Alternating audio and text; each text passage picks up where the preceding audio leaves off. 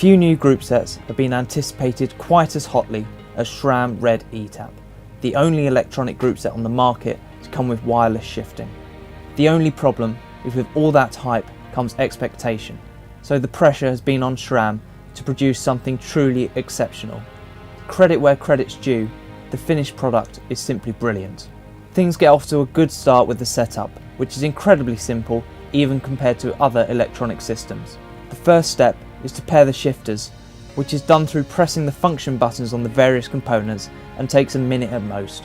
Once this is done, you attach the shifters and derailleurs to the frame before micro-adjusting the derailleurs to achieve perfect shifting, which is a similar process to that used by Shimano Di2. The main bonus over Di2 and EPS is that there are no cables to route, so this setup should be well within the capabilities of even the most ham-fisted home mechanic. Unlike Di2, Red eTAP uses separate batteries for each individual component. The front and rear derailleurs use SRAM's own reusable battery, which will last a minimum of 1,000 kilometers and can be recharged in only 60 minutes. The shifters meanwhile use CR2032 batteries that can be picked up at any supermarket and will last up to 2 years. That said, there shouldn't really be any excuse to run out of juice, as LED lights on each component will change colour depending on how much charge is left. One big concern is whether Red eTAP is secure and whether it can be vulnerable to interference.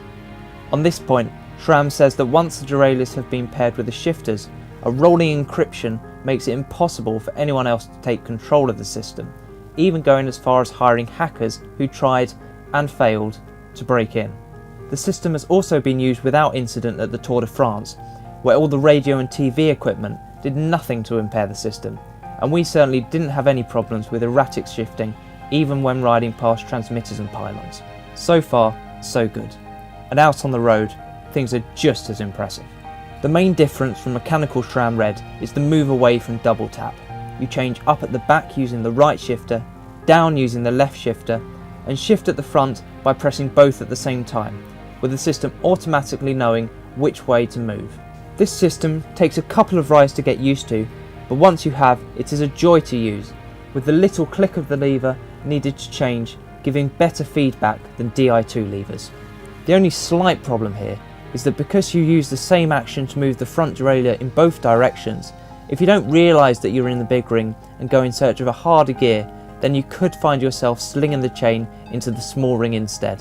That said, shifting is precise, and it feels almost exactly the same whether you're shifting from the 28 to the 25 or from the 12 to the 11. SRAM has also given the system a multi-shift function, which will send the chain cascading up or down the cassette when holding the shifter down. At the front, things are just as good. Yes, you have to ease off a little while shifting from the small ring to the big ring when out of the saddle, but I'm yet to use a group set where this isn't the case. The front derailleur still feels very assured whether you're shifting up or down, and unlike Di2, doesn't need to auto trim even when you're subjecting it to a terrible chainline.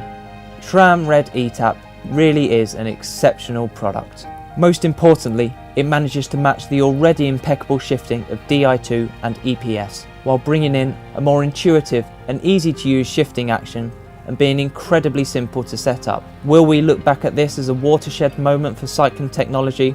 Surely the answer is yes.